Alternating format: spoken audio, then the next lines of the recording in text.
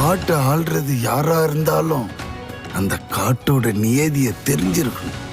அவன் தான் உண்மையான தலைவன். காட்டை ஆள்றோம், கூட்டத்தை ஆள்றோம்னு யார் வேணும்னாலும் சொல்லிக்கலாம். ஆனா இந்த காட்டுக்கு ஒரே தலைவன் நான் தான். டே டிமோன், நம்மளும் போய் இந்த காட்டை ஆளலாமா? போம்பா போம்பா, நம்ம காட்டை ஆள பிறந்தவங்கல்ல, கவலை இல்லாம வாழ பிறந்தவங்க.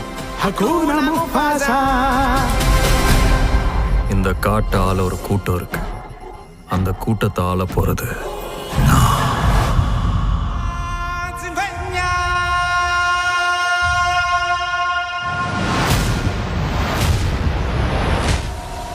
அவங்க தகுதிக்கு ஏற்ற மாதிரி ஒரு பதவியை தேர்ந்தெடுக்கலான்னு அவங்க நினைக்கலாம். ஆனா யார, எங்க, எப்போ, எப்படி தேர்ந்தெடுக்கலாம்னு முடிவு பண்றது அந்த பதவிதான்.